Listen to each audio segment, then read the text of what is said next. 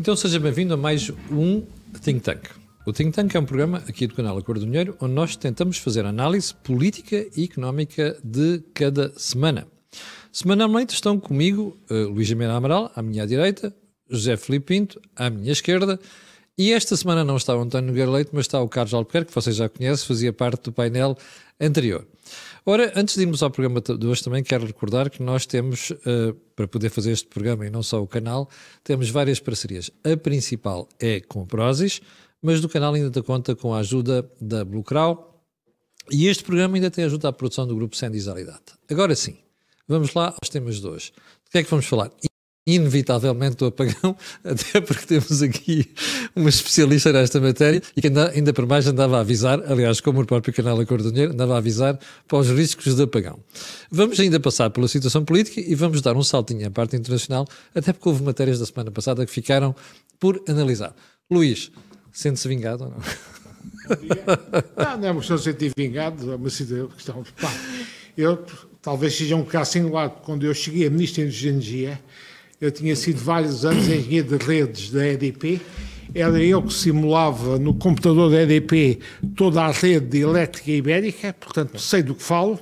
Depois fui também nesta área professor no técnico de produção e transporte de energia elétrica, portanto eu antes de chegar ao governo, contrariamente aos depois o conjunto de ministros que temos tido, eu tinha experiência técnica e docente na matéria, tinha tanto como na massa, sabia como é que funcionava um sistema elétrico, portanto compreendo, e aliás quando ontem na televisão os seus colegas me chamavam ex-ministros, chamavam sempre a atenção que antes dessa qualidade eu falo como especialista que foi engenheiro da rede, estive com a mão na massa, como professor da área, e, portanto, aquilo que aconteceu, infelizmente, só a minha admiração... Antes de irmos ao que aconteceu, deixa-me só fazer uma pergunta. Mas isto é uma questão de bom senso, quer dizer, nós até podemos ter governantes que não são especialistas no assunto, mas têm a obrigação de estudar e ouvir quem sabe. Não, mas repare, esta classe de governantes que temos aí, tanto faz do PS ou do PSD, no fundo, para eles, há uma geração que é a minha, já está amortizada contabilisticamente. É a conclusão que eu tenho de dizer há muito tempo. Sejam PS, PSD. Mesmo neste governo, que são simpáticos comigo, devo reconhecer o Luís Montenegro, mas da área de energia nunca me perguntaram nada. E nós já há muito tempo que... E repare, eu tenho uma série de colegas meus que se reformaram da EDP e da REN e eles é que tinham experiência disto. E, portanto, nós temos agora a rede elétrica entregue a uns jovens sem experiência da matéria. Isto paga-se, é perigoso. E depois, aquela conversa... Desculpa, aquela conversa mole da transição energética, que nós podemos liderar ao mundo da transição energética, parece que somos os únicos que temos sol ao vento, parece que os outros também não têm sol ao vento, ou que lideramos a descarbonização e somos os maiores. Esta conversa é uma conversa que não leva a lado nenhum, é muito perigosa e faz-nos esquecer que na energia há problemas técnicos que têm que ser resolvidos. Uma transição energética é uma mudança de estoques de energia que leva muito tempo, não é de um dia para o outro, isto não é... E por isso, nesse sentido, esta geração que chegou à política e aos governos julga que isto é só fazer PowerPoints e esta geração dos PowerPoints é perigosíssima. Portanto, este é o pano de fundo em que nós estamos. Oh, Luís, já conseguimos perceber neste momento efetivamente o que aconteceu? Para mim é fácil. Eu não sei, não consigo perceber o que aconteceu em Espanha, porque aquela história que houve condições atmosféricas muito mais, para mim é uma história mal contada, faz-me lembrar uma história da cegonha que aqui há uns anos também houve um apagão em Portugal por causa de uma cegonha, quando a redes elétricas tinham a obrigação de ter proteções para mais do que uma cegonha ao mesmo tempo. Não é? Portanto, não sei exatamente o que se passou em Espanha, mas isto nem é muito relevante para aquilo que eu vou explicar da rede portuguesa. O que é que nós temos? Portanto, vamos ver se há explicações mais credíveis sobre Espanha, mas sobre Portugal o que aconteceu. A partir do momento em que a Espanha teve problemas, a Espanha desligou a sua rede elétrica da nossa, as interligações deixaram de funcionar. E a Espanha tem sido para nós um grande apoio. Nós, já uma vez, quando de forma precipitada e irresponsável acabámos com as centrais a carvão muito precipitadamente... Nomeadamente a de Sines e a do Pego do Altar. O que é que aconteceu? As pessoas não têm a consciência. Houve um janeiro... em que há a ponta de consumo, só nós não tivemos um apagão por duas razões, porque a rede espanhola nos apoiou e porque o inverno era ameno, como o inverno era ameno, o consumo era menor e, portanto, também houve folga na rede espanhola, porque se o inverno tem sido agreste, nem a rede espanhola tinha folga para nos ajudar. Portanto, isso aconteceu. E agora o que é que aconteceu? No momento em que houve ontem às 11h30 da manhã a falha, nós estávamos a importar de Espanha cerca de 34% da energia elétrica que consumíamos. E, portanto, porque era mais barata. E por razões inteiramente justificáveis do ponto de vista económico. O que é que acontece? Desde que se criou o MIBEL, o Mercado Ibérico da Eletricidade, que é um mercado grossista em que Portugal e Espanha estão integrados no mesmo mercado, nós temos que comparar em cada momento, e é isso que o despacho económico faz, se é mais barato importar de Espanha ou se pomos algumas centrais portuguesas a funcionar com custos variáveis. E, portanto, o balanço económico é este. Será mais barato importar de Espanha ou pagar os custos variáveis dessas centrais que tínhamos pôr a funcionar. E, obviamente, que faz sentido não pôr as centrais a funcionar e importar de Espanha. É a decisão que estávamos naquela hora. Mas, a partir do momento em que desligamos a rede espanhola, ficamos entregues a nós próprios. E foi logo uma queda. Quando 40% do nosso consumo vinha de Espanha, compreendem que isto faz moça na rede. E depois foi preciso fazer o chamado deslaste de consumos, porque não havia produção instantânea que suprimisse aquela que vinha de Espanha. E o problema foi aqui, não é só a questão do deslaste e do algum apagão, que não foi geral, mas foi quase geral, que houve na rede portuguesa. Depois era preciso haver capacidade de resposta da geração portuguesa. Mas era aí que eu queria chegar. Nós temos neste momento duas centrais que podem arrancar de qualquer maneira. Camilo, deixe-me acabar, eu vou chegar aí. Deixe-me fazer a explanação que eu já dei nas televisões hoje e até a TSF há minutos. O que é que acontece? Era preciso que imediatamente tivesse um conjunto de centrais que pudesse entrar na rede. As tais estavam paradas por motivos económicos lógicos, porque era mais barato para a Espanha. Era preciso que houvesse centrais de capacidade de resposta rápida que imediatamente entrassem na rede para suprir a perda de energia que vinha de Espanha. E aí é que residiu o problema. Percebeu-se e descobriu-se, e isto já ninguém consegue escamotear, é que nós só temos duas centrais com os chamados sistemas de Black Start. Castelo de Bode e Tapada do Outeiro, que curiosamente foi a central que eu decidi, e que foi no meu tempo que foi decidida, e para entrar na rede eram as duas únicas centrais que estavam... Mas não devíamos ter mais, capazes de arrancar a qualquer altura? Com certeza, o que se verificou ontem, porque repare, as centrais hidroelétricas de bombagem que não estavam a funcionar por razões económicas, mas são centrais que tecnicamente podem entrar rapidamente na rede. Qual é o problema? É que quando há um apagão, também não há, deixa de haver tensão na rede e, portanto, não havia energia naquelas centrais. E as centrais têm uma coisa que são os sistemas auxiliares. Os sistemas auxiliares recebem a energia da rede para pôr os grupos a arrancar a funcionar. Compreende-se, deixa de haver energia da rede, os sistemas auxiliares não funcionam.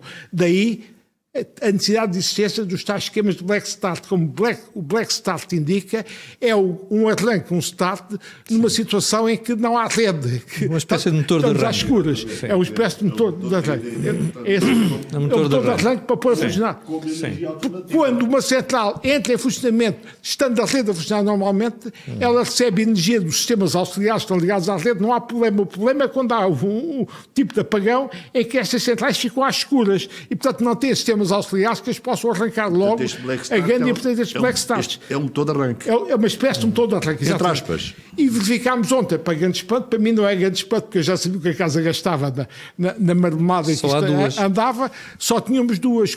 E, portanto, a situação caricata é que o país tinha capacidade de geração parada, que não arrancou a tempo e horas. E, portanto, quanto mais tempo levasse a arrancar, mais tempo levávamos a fazer a posição de serviço. E, portanto, aqui dentro aí, a gente não tem, verificou-se, o facilitismo na importação de Espanha, que eu já tinha chamado a atenção há muitos anos, que isto era perigoso, estava muito dependente de Espanha, fez com que só duas centrais é que tivessem estes sistemas e não houvesse outra coisa que é o sistema de regulação de frequência na rede. Portanto, estávamos desarmados nessa matéria.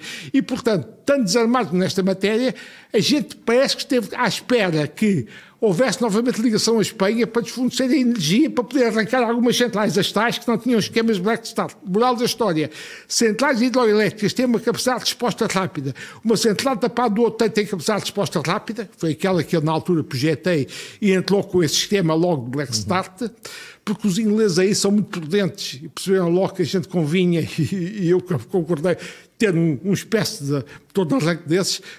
O país esteve desarmado, só teve 2 centrais com o sistema de Black Start. Moral das histórias, tem tido mais centrais aprechadas e com esquemas de regulação de frequência, que posso explicar depois se quiserem o que é que isso significa, a reposição de serviço tinha sido muito mais rápida. Portanto, aquela tese que tudo foi excelente, não foi nada excelente, foi uma vergonha. Deve o governo refletir sobre isto, e o que eu aconselhava ao governo é que o governo devia formar um grupo de trabalho e, eventualmente, fazer uma auditoria a sério com um tipo internacional para não estar sujeito aqui a uma casa em que todos nos conhecemos e somos todos bons rapazes. Eu andar muitos lobbies. Porque isto é demasiado sério, reparem. As perdas económicas e as questões de segurança que se puseram são dramáticas. É evidente o que é que aconteceu. Os hospitais tinham geradores de emergência, os chamados geradores no break, que entraram em funcionamento. Mas não tinham para 24 Eu conheço estes sistemas, porquê? Porque eu, no início da minha carreira de engenheiro eletrotécnico, era projetista em instalações elétricas da Direção-Geral da Aeronáutica Civil, atual ANA, e, portanto, eu estava habituado a projetar instalações elétricas de aeroportos em que a gente sabia que as pistas e outros equipamentos vitais tinham que ter sistemas de emergência quando falhava a atenção do setor. Os hospitais tiveram esses sistemas. O problema é que se põe, é que se tivessem 24 horas a trabalhar com esses sistemas, acabava-se o gasóleo, as baterias, o sistema podia ter sido mais dramático. E, portanto, os hospitais e outras instalações têm que ter esses sistemas.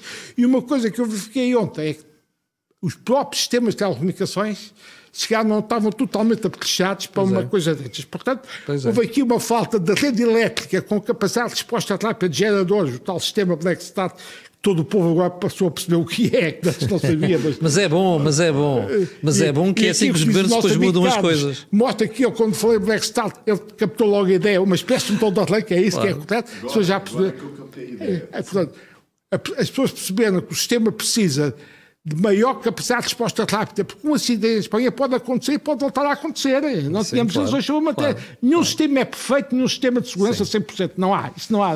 E depois temos que ver também todos os sistemas vitais para o país que não podem parar, se têm sistemas de emergência que tornem o sistema fiável. No fundo, há aqui um problema de fiabilidade, não só da rede elétrica portuguesa, como em sistemas críticos como os hospitais e como também nos sistemas de telecomunicações, porque, de facto, às tantas, se há um apagão geral, o país fica todo às coisas, ninguém comunica com ninguém. Depois há outra coisa que é importante chamar a atenção, desculpem o termo, para esta rapaziada de transição energética, é que ontem esta cena mostrou que esta história de querer o tudo elétrico, tudo eletrificar, é extremamente perigoso, porque o tudo elétrico, a gente fica dependente de tudo do sistema elétrico. Automóveis, nós, casas, tudo. Eu em casa tenho um fogão com gás e eletricidade ao mesmo tempo. Eu também. Eu ontem consegui comer porque tinha gás, não tinha eletricidade. Mas eu já há agora, muito tempo tenho na cabeça que é o dual fire, não é só uma coisa. Na minha casa de fora de Lisboa não falta luz. Portanto, placas fotovoltaicas e bateria. Está bem, mas portanto, nós temos de ter consciência que esta mania de querer ir pôr tudo elétrico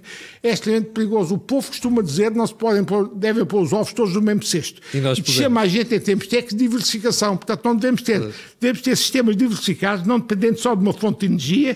Neste caso, portanto, esta mania de querer em força de pôr tudo elétrico. E outra se viu um póster que achei imensa piada. Sabe o que era? Era um barco carregado de automóveis elétricos, continentais, que iam aos Açores de barco para carregar o carro elétrico. Isto é uma piada, mas que mostra também a vulnerabilidade que os carros elétricos têm de uma rede elétrica.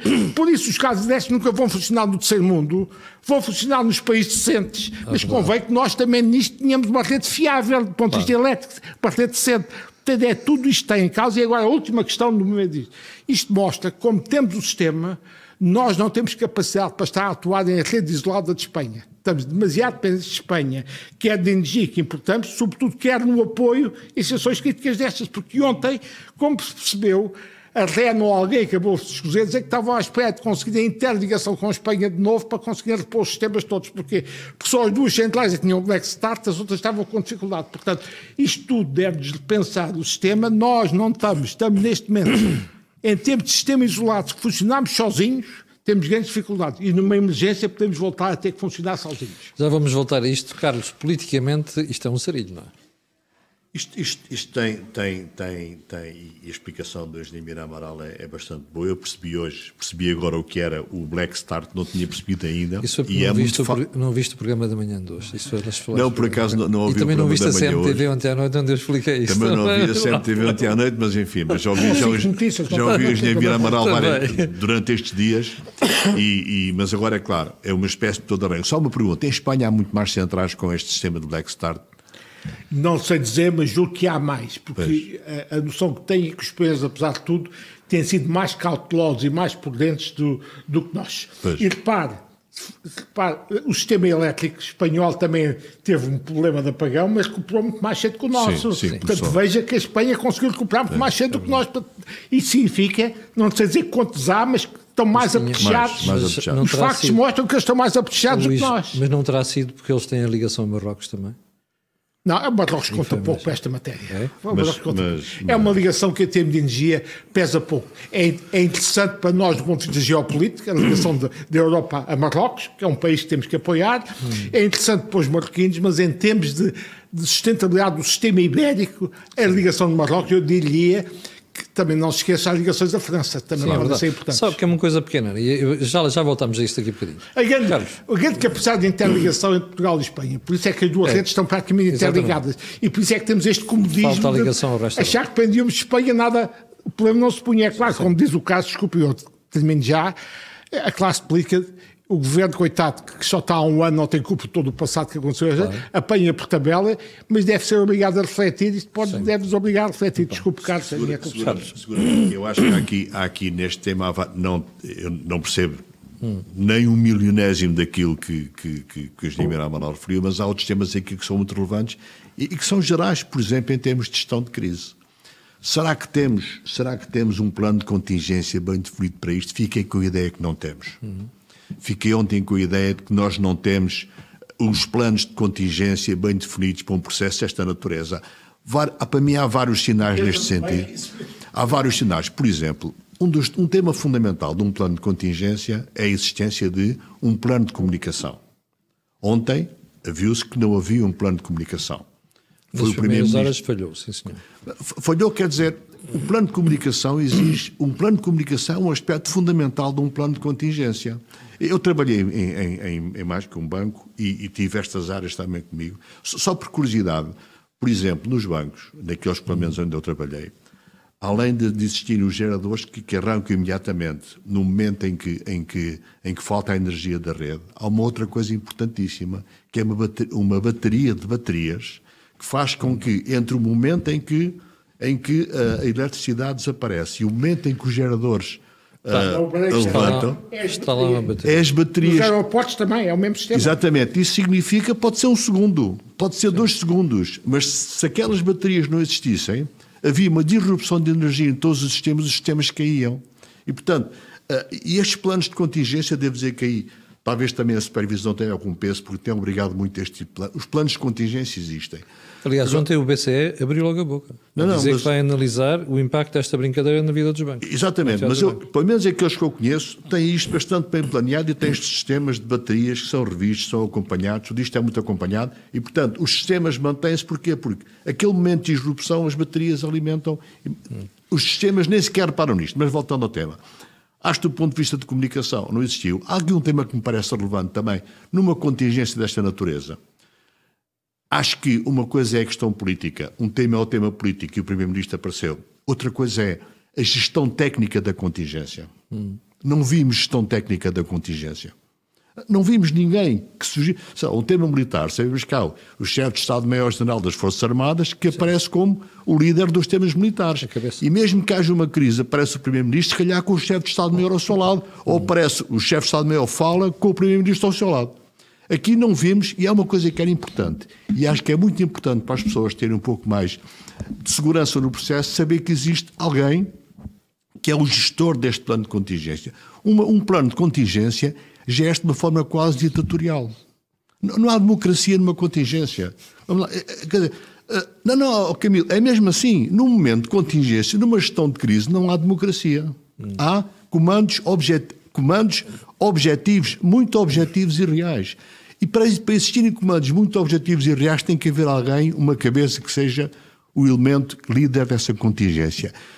Será que é a Proteção Civil? Será que é a pessoa que dirige a Proteção Civil que deve ser o líder? Ou então um ministro com essa função que tem um gabinete restrito e que depois coordena tudo, inclusive a Proteção Civil. Este plano de contingência, eu fiquei com a ideia que não existe, é fundamental que exista. Isto é um tema demasiadamente importante para não ter planos de contingência, para não ter testes frequentes, para não ter uma permanente uma permanente atividade, de forma que, quando isto acontece, um plano de contingência é uma forma de tomar decisões antes das coisas acontecerem. Sim.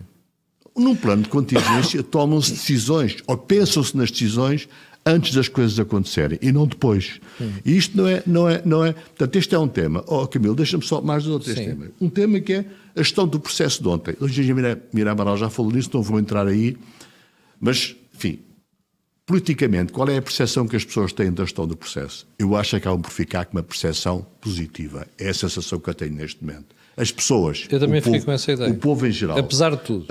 O povo em geral. Agora, o que é que tem que existir aqui? Para já, este é um dos temas que eu penso que vão fazer parte dos próximos dias da campanha eleitoral.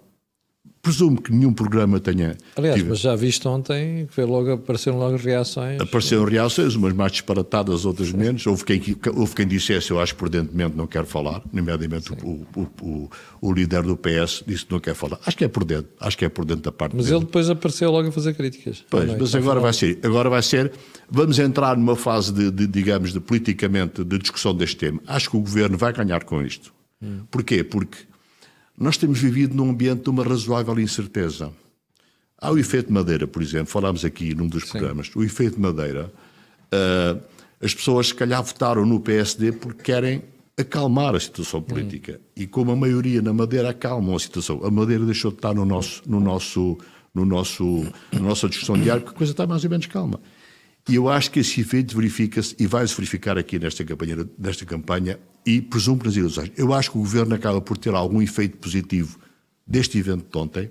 Acho que do ponto de vista da percepção pública, o evento teve algum... as pessoas acham que o Governo geriu razoavelmente bem o processo e pelo menos umas horas depois já havia energia. E depois há um efeito interessante que é o efeito da short memory.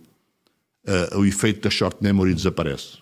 E, portanto, o efeito mantém-se e os inconvenientes daquelas horas desaparecem. E o que fica na cabeça da maior parte das pessoas é que o tema foi resolvido e foi resolvido de uma forma correta. Deixa-me perguntar aqui ao Filipe Pinto.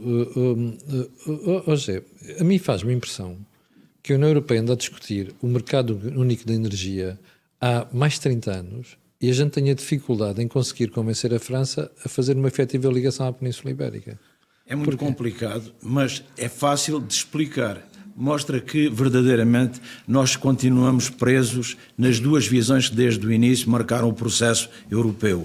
A intergovernamentalista e a federalista. Essa é que é a grande questão. Mas repare, pegando nas palavras do engenheiro Mira Amaral, temos de perceber uma questão muito simples. Em política nós dizemos que o imprevisto está sempre à espera de uma oportunidade. Este não é um imprevisto. Isto decorre de uma situação que o Sr. Engenheiro já tinha vindo a alertar e cuidado, porque pode vir a repetir-se. Não é preciso ser alarmista para dizer que temos de estar precavidos, porque mesmo hoje em Espanha a imprensa deu a voz. Este é um problema que nós temos muito em Portugal e tem a ver com quem é que tem voz nos processos. Porquê? Porque a leitura do Governo é uma leitura política, mas depois há uma leitura técnica, uma leitura científica. E quando nós percebemos a questão de só termos, portanto, duas centrais que podem trabalhar sem estarem a receber energia da rede, percebemos o quão grave... Arrancar, sim, é o start do nosso carro. E então o que acontece se só temos duas que estão nesta condição, percebemos a nossa dependência. Durante muito tempo dizia-se que de Espanha nem bom vento, nem bom casamento. Neste momento nós percebemos que estamos dependentes da energia que nos chega de Espanha, apesar de podermos minorar essa dependência. E esse é um elemento político e que, a nível da União Europeia, nós temos de perceber, a União Europeia é o 5º nível da integração regional. Já passámos por todas as outras fases. É a única situação no mundo. Mas nós não temos nome para dar à União Europeia, Camilo. Porquê? Porque se sabemos o que é uma zona de comércio livre, uma união aduaneira, um mercado único, uma união económica, não sabemos o que é a União Europeia. Eu digo aos alunos de Teoria de Estado, porque estudamos em Teoria de Estado, que é uma criatura, é um OVNI. OVNI porque é um objeto político não identificado. E porquê? Precisamente porque é uma criatura para supranacional. não é supranacional porque tem órgãos intergovernamentais, é para-supranacional. E depois nós percebemos claramente que há aqui, pegando na questão de França, um protagonismo de Macron, neste caso. Como já tinha havido noutra altura de Gaulle. Sabe, há um perigo muito grande na política. É quando os condottieri, e os condottieri, eu conheço muitos, conheço Trump, conheço Berlusconi, conheço Macron, entram no mundo da política. Mas há outro perigo que o senhor engenheiro acabou de dizer, é quando os políticos não seguem os parceiros da academia, porque é na junção.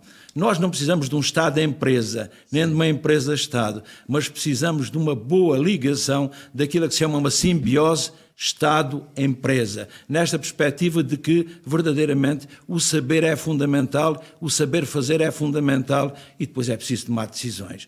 E, portanto, o que nós temos aqui na União Europeia é acabaram as vozes encantatórias. Sabe quem são hoje as vozes ditas encantatórias? São os populistas.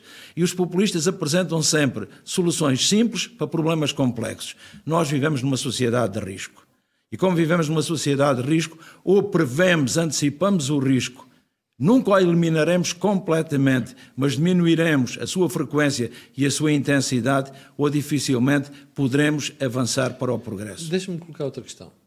Acha que a União Europeia, a Comissão Europeia, tem com este argumento que se passou agora em Espanha e Portugal,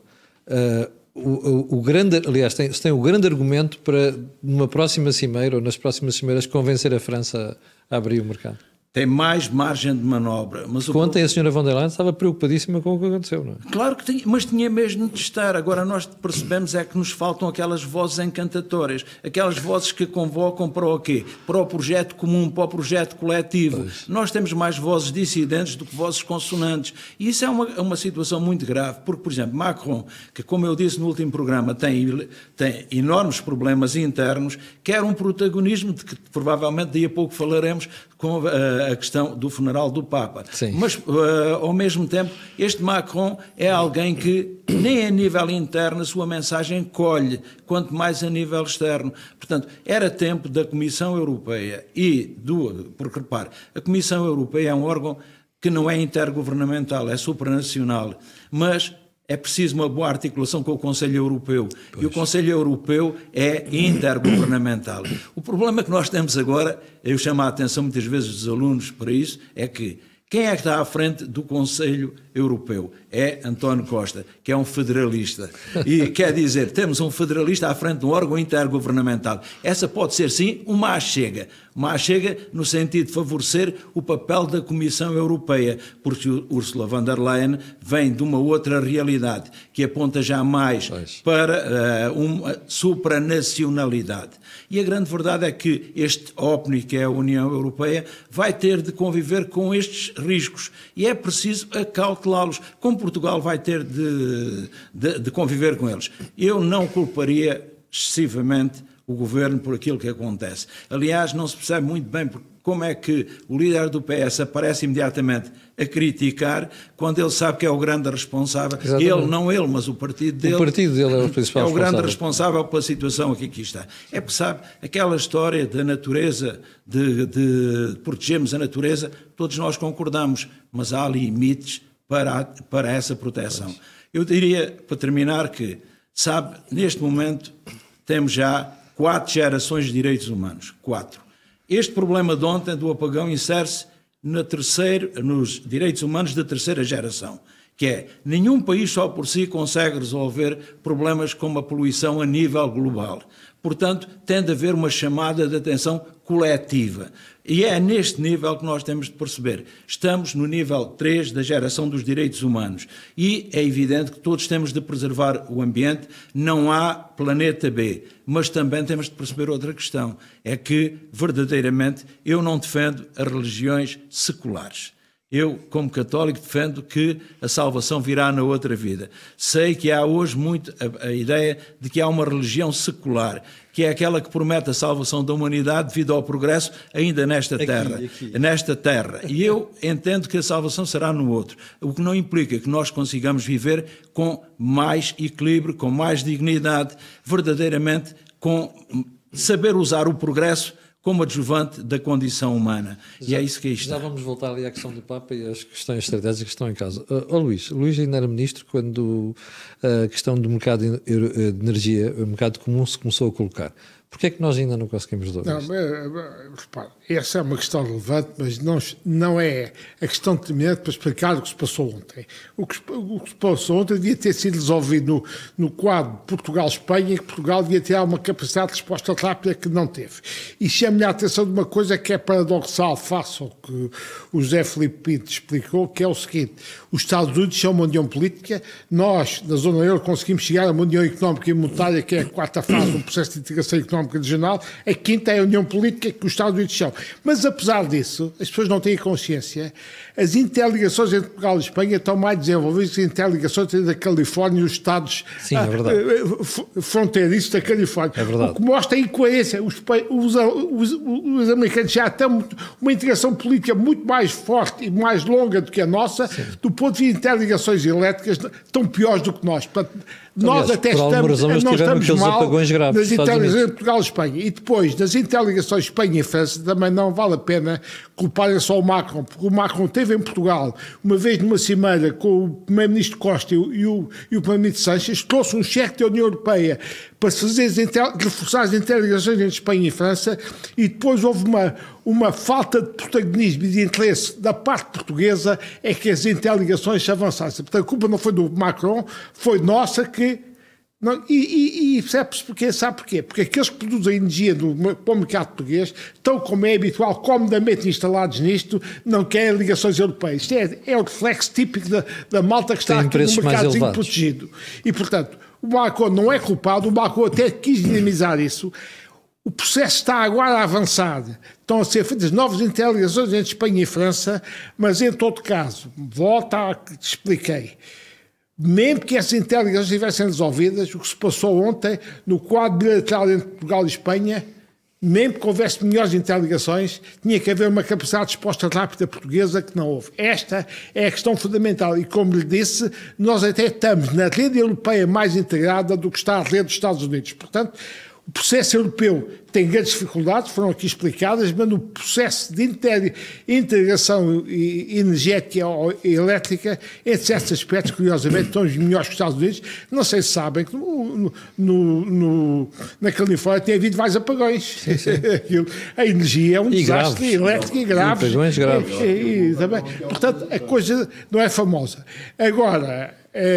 o processo de liberalização começou no meu tempo, era eu ministro da Energia, o processo de liberalização dos mercados energéticos europeus com a integração no mercado. Sabe quem é que liderou isto? Fui eu para o lado de Portugal, o inglês Mike Heseltine para o lado do Reino Unido e o Comissário Europeu da Energia, Cardoso e Cunha. Fomos os três que na altura liderámos um processo de liberalização dos mercados energéticos europeus à escala nacional, com vista à criação de um grande mercado único energético. Portanto, do ponto de vista elétrico e do ponto de vista do gás, eu diria... A rede ibérica é quase uma ilha face à rede europeia, portanto precisamos reforçar as interligações, quer gasistas, quer elétricas entre Espanha e França. O projeto de reforço de interligações elétricas está a avançar, o de gás está mais atrasado. E, portanto, há aí uma falha, mas isso não explica o que se passou ontem. Não nos iludamos sobre a matéria. O que se passou ontem, eu volto a repetir, implica que tenhamos maior capacidade de resposta rápida em Portugal. Porque as interligações, no início, no meu tempo de engenharia elétrica da EDP, as interligações começaram a ser feitas por razões de segurança, porque uma rede apoiasse a outra em caso de dificuldade da outra. E depois, com o avanço para o mercado de energia, passaram a servir também para uma integração económica, no sentido em que a gente pode importar de outros que é mais barato do que produzimos nós. E, portanto, esse processo está em curso, não está completo, não está perfeito, mas volta à minha, isto não desculpa o que se passou ontem. Claro que não. Mas qual é que acha que é a time frame que nós podemos esperar para a conclusão destas ligações ao resto da Europa? Eu diria que estou otimista sobre as interligações elétricas que estão a avançar, o projeto está a avançar. Eu diria que se a Europa continuar o seu processo de consolidação, e eu acho que a ameaça americana e russa pode ser positiva no sentido de favorecer a integração, eu diria que esta década é decisiva para acabar este processo. Carlos, deixa-me voltar a ti. E desta vez para pegar numa questão diferente. Estávamos aqui a falar destas dificuldades que o Luís referiu dos Estados Unidos. Nós reparámos esta semana, tu já não estavas cá nesse programa, mas começou nessa semana e esta semana já houve uma nova assistência. Parece que a administração americana percebeu finalmente o impacto que aquelas decisões estão a ter no mercado, tanto do financeiro como do mercado de capitais. Por exemplo, as taxas de juros dos Estados Unidos subiram, houve aquela legislação no mercado de capitais. Achas que isto vai ser suficiente para que a administração Trump volte atrás em algumas medidas?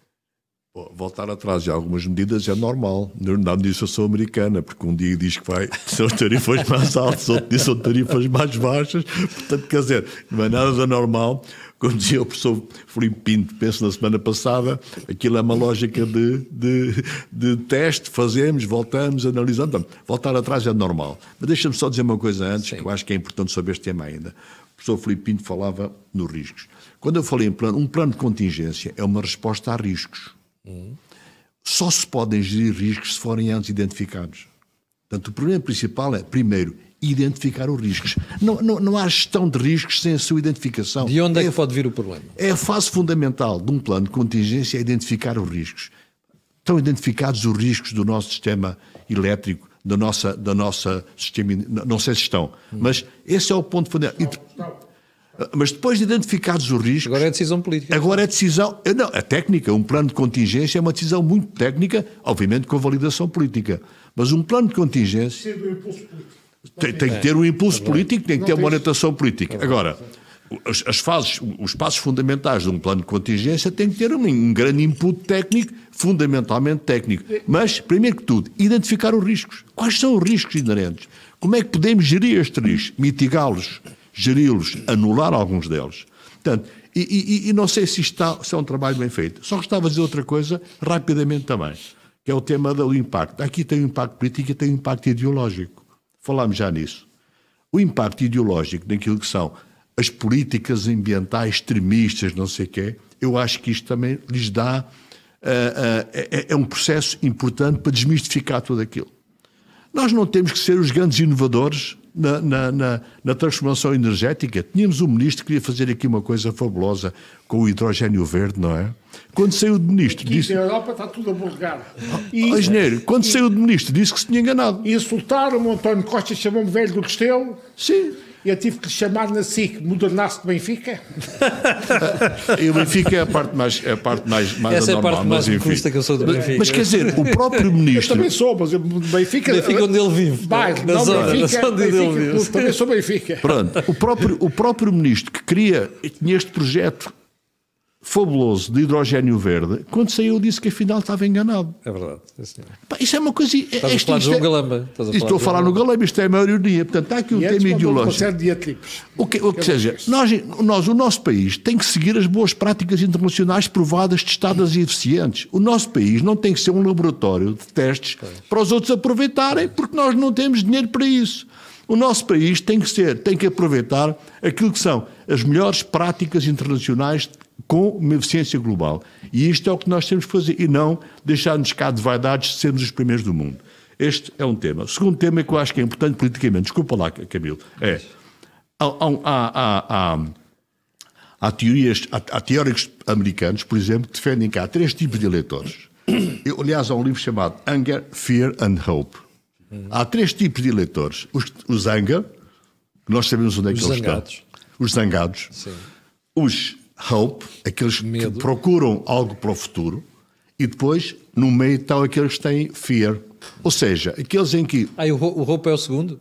Como? Eu percebi que o fear era o segundo. Não, o fear é o que está no meio. Okay. Fear é quem é o fear? É aquele que diz, para pior está bem, está bem. Okay. E, portanto, eu costumo dizer, e quer dizer, há quem concorde ou não, que um governo no poder perde as eleições. Sim. Quem está na oposição não ganha, só ganha se o outro perder. Sim, era uma coisa que tu e o Jorge diziam muitas vezes. O que é que isto quer dizer? Para pior está bem, está bem. Para pior está bem, está bem. Ou seja, para irmos para pior não vale a pena mudar.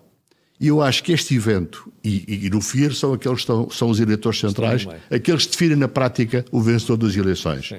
O Anger sabemos quem é, são aqueles que dizem vão todos para a rua, e nós sabemos que é em Portugal onde é que eles estão. O Hope são aqueles que acham que, sei lá, Eu, por exemplo, como liberal, acho que a iniciativa liberal apresenta alguma expectativa de futuro. Podemos acreditar ou não, mas acima de tudo tem essa... Agora, eu acho que nestes eleitores, que são aqueles que têm medo da mudança, não gostam muito da mudança e só mudam se acharem que o outro pode ser um bocadinho melhor que este, eu acho que este evento reforça o sentido de manutenção do atual governo. Bom, agora voltando ao tema de... Pode voltar para trás. Eu, por acaso, a capa do Economista, semana passada, não sei se viram, era uma águia toda cheia... Bandages. Toda cheia de pence e não sei o quê, e dizia, faltam 1543 dias ou uma coisa assim. Eu não tinha escrevido naqueles artigos que faço no Jornal de Negócios, dizendo que... Eu acho que é difícil andar para trás. Tu foste banqueiro durante muito tempo. Bancário. Não, foste banqueiro. Desculpa lá, foste banqueiro. Há uma coisa que me faz impressão. Como é que uma administração não percebe que tomar certas decisões afeta a credibilidade de um país nos mercados e depois demora muito tempo a recuperá-lo? E está a afetar claramente. E isto nota-se nas taxas de juros a 10 anos dos Estados Unidos. E está a afetar claramente, quer dizer, o soft power americano está a desaparecer completamente. Acho eu, ou pelo menos está a desaparecer fortemente. Porque o Presidente acha que só basta haver o hard power é suficiente para mandar no mundo. Não é. Porque também há outros hard powers no mundo e não se usa o hard power assim como antes os samurais usavam, matavam-se uns aos outros sem mais problema nenhum. Portanto, o Trump tem uma perspectiva transacional do mundo. É transacional, fazemos isto, ou seja, é transacional no sentido de tudo aquilo que ele quer. Ele acha que tem o poder todo e depois ameaça e depois faz chantagem e depois diz: se tu me deres 5 eu dou-te 3,5. Mas a política internacional não se faz de negócios, faz-se de cooperação, faz-se de consensos. Os consensos são importantes internacionalmente, independentemente das ideologias. Faz-se de cooperação. Faz-se de alguma... É porque só isto é que pode dar...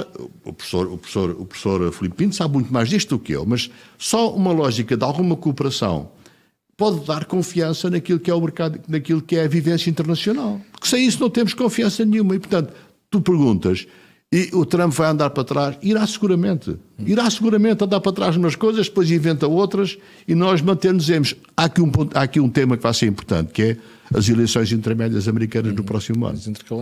Intercalares. Aí pode ser que haja... O primeiro aviso. Não só aviso, um aviso... A perda de maioria numa das câmaras. A perda da maioria numa das câmaras ou nas duas, se bem que as duas representantes são todos, os outros são um terço, não é? Sim. Portanto, a perda aí pode ser um aviso importante. Eu admito é que aquilo que são as atuais sondagens, já o Trump está com uma perspectiva negativa nos eleitores americanos. E, portanto, acho que é só um dado importante. Agora, vai haver alguma coerência ali? Eu acho que não vai haver. Filipe, duas coisas. Primeiro, antes de irmos ao funeral do Papa, a China parece que, neste processo de enfrentar os Estados Unidos, parece que a vestir de cátedra. Porque aquilo que os jornais americanos nos dizem de informações confidenciais da Casa Branca é que os Estados Unidos estariam à espera que a China já tivesse cedido e tivesse ido para negociações. Só que a China diz não, tirem lá as tarifas, depois é que conversamos. Isto é uma atitude nova. E tem peso. Em vez de duas coisas, três coisas. Muito bem. Primeira questão, a política Trump já está a ter efeitos.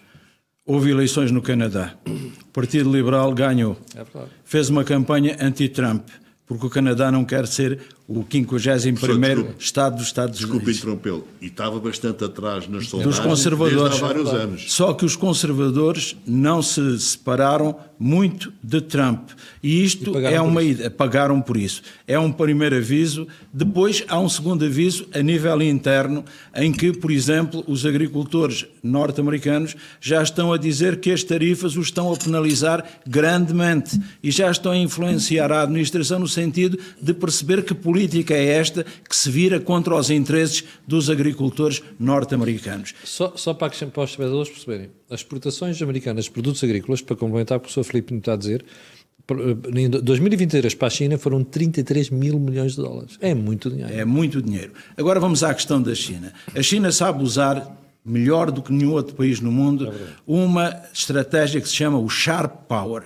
Nós estamos habituados a dividir todo o mundo, as estratégias em Hard Power, que é a guerra, e Soft Power, que é a diplomacia. Há uma intermédia, é o sharp power.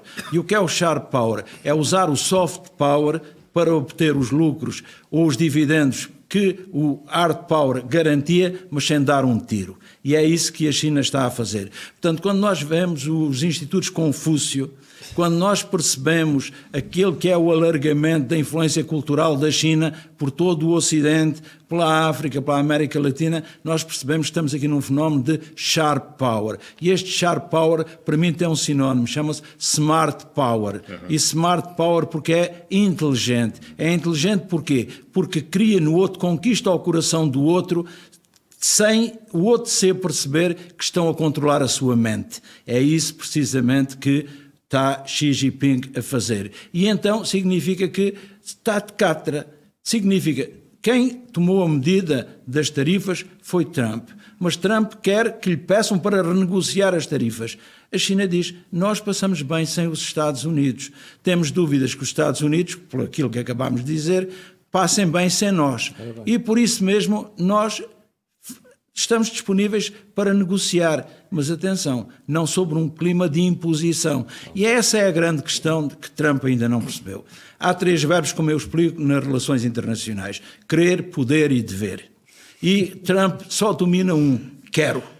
E entende que o querer lhe dá o direito de poder e omite completamente o dever. O que nós temos de perceber é que Trump é aquilo que eu chamo um aprendiz, como o filme dizia. Ainda está numa fase de construção de sistema, que, como o Camilo disse, provavelmente não terá tempo de construir. Porquê? Porque daqui a 2 anos temos as eleições intermédias. Perderá, pelo menos a maioria, numa das câmaras, ou será grande a hipótese de vir a perder. E, repare, Trump é um narcisista e, como é um narcisista, ele entende que nestes 100 dias de governo fez o que nenhum presidente fez durante os 4 anos de mandato e por isso mesmo acha que está no caminho correto e esta perspectiva acaba de se virar contra ele. Porquê? Porque toda a gente, mesmo dentro da administração, começa a perceber que ele governa por slogans, lança os slogans e espera que toda a gente bata palmas, toda a gente aplauda, sem primeiro pensar quais são as consequências desses slogans. Em relação à China, a China, uma vez, como sabe, eu estive em Xangai a fazer uma conferência, um workshop, e fiquei admirado porque eles ouvem muito e falam pouco. Se me levaram lá enquanto especialista no populismo, eles queriam saber o que eu sabia de populismo e qual era a relação do populismo com a democracia. E depois perguntavam uma questão dos direitos humanos.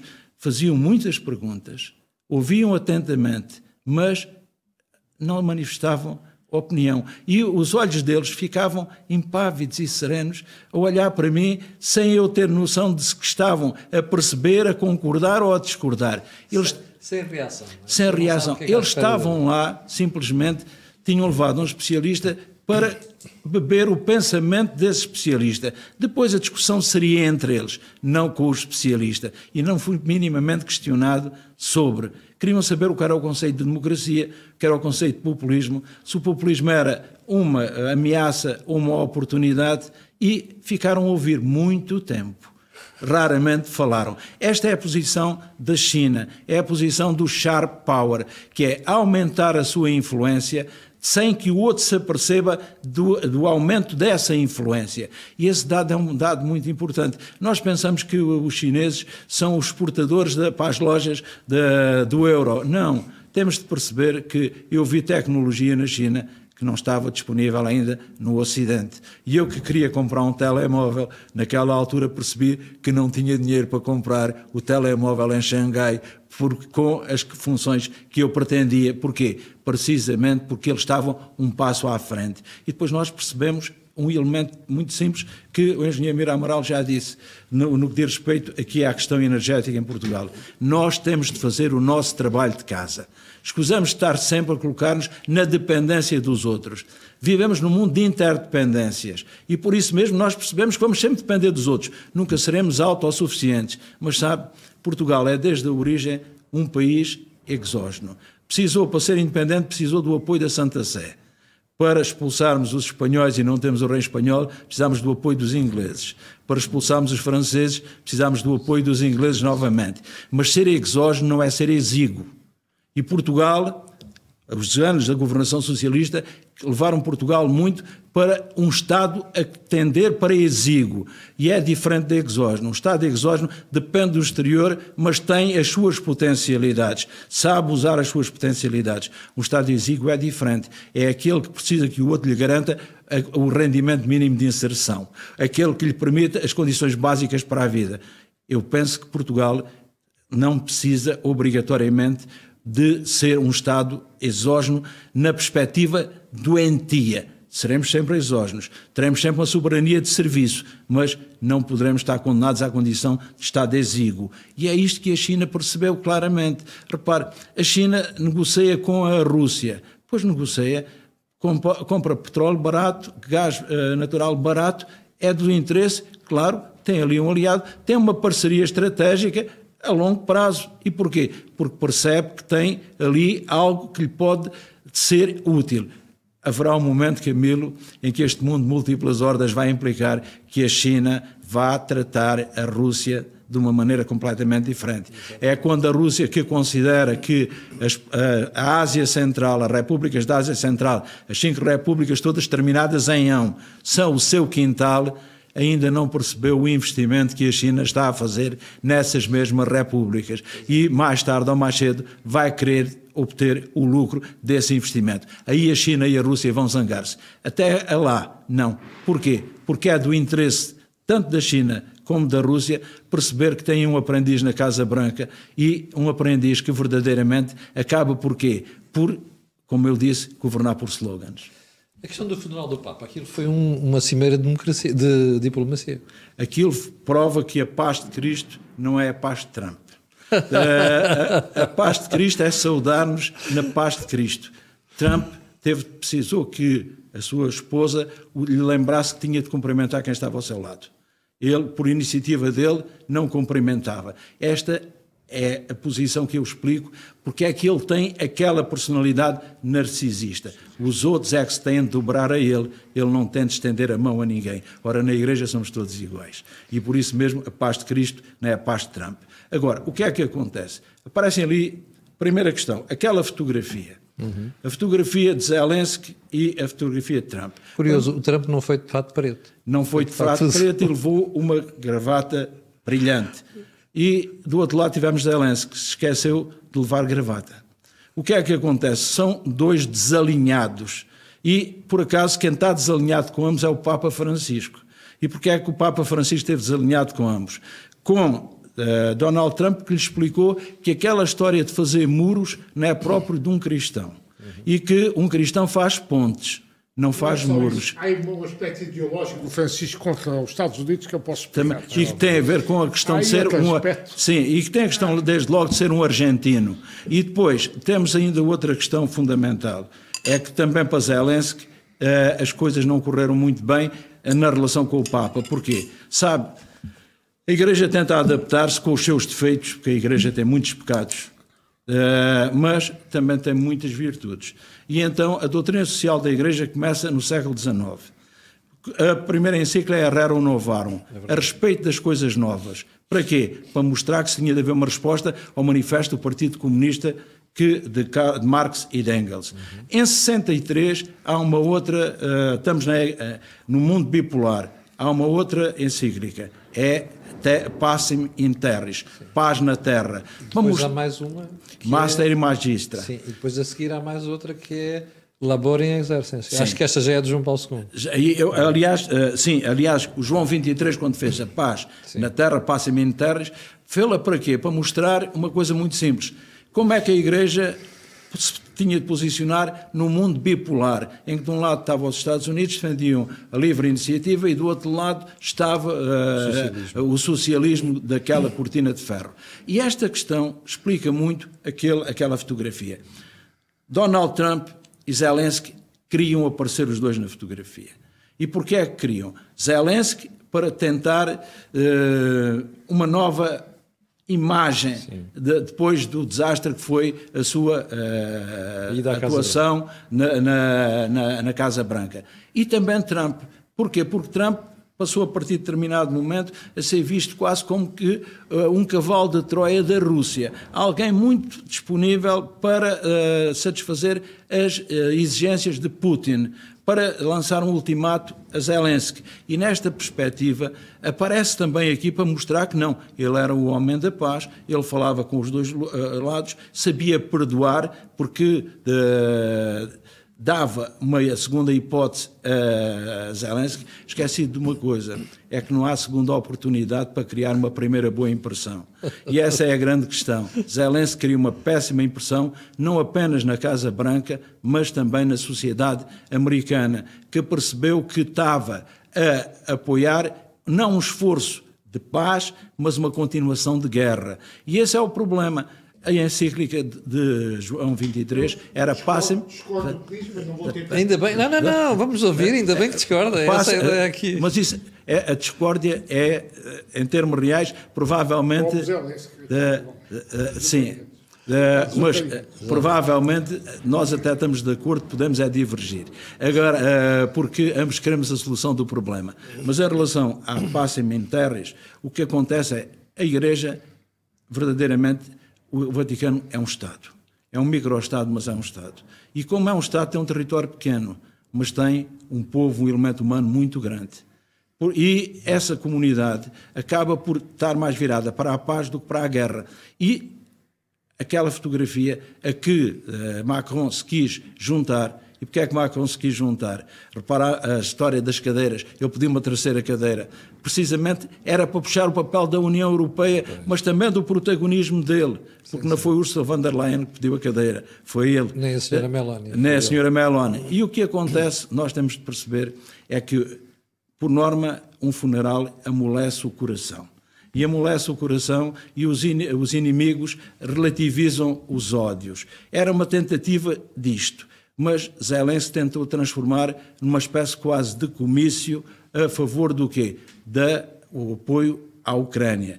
E há aqui, ele tenta perceber que está a negociar com Trump, que, como já disseram qualquer um dos nossos membros do painel, é alguém que tem uma política transacional. É por isso que aquele era um primeiro momento de um segundo momento que viria a seguir, que não houve. E que não houve porquê? Porque Trump disse uma coisa tão simples quanto isto: já dei o que tinha a dar, agora é tempo de Zelensky ceder. Sim. Em termos reais, isto custa-nos muito nós aqui no mundo ocidental, porque estamos habituados a ver os Estados Unidos como o farol, a luz do mundo, do nosso modelo civilizacional. E nós percebemos que ele está a ter dificuldade em compreender quem são os amigos, quem são os aliados. Luís, há bocadinho dizia que tinha uma visão diferente do Papa, ideológica, e depois que não estava de acordo com esta última visão. Duas notas, mais ainda sobre o líder chinês. Temos que perceber que ele é um líder autocrático de um Estado dominado pelo Partido Comunista e, portanto, ele face à sua população nunca pode ceder face ao Trump. E, portanto, tem que manter a posição porque era o pior para ele e para o Partido Comunista chinês ele ceder às ameaças do Trump. Era um descalabro total. Portanto, tem que perceber essa dimensão psicológica que muita gente esquece. Sobre o Zelensky, eu devo dizer que ele tem azar. Pobre Ucrânia que existe e se deu as suas armas nucleares à Rússia na base de um tratado internacional conhecido por todos e depois é agredida, atacada, e ainda aparece agora, como dizia o Luís Filipino, que eu não concordo, que no fundo quer a guerra, os outros querem a paz. É uma frase, desculpe, que eu não lhe aceito, não as concordo.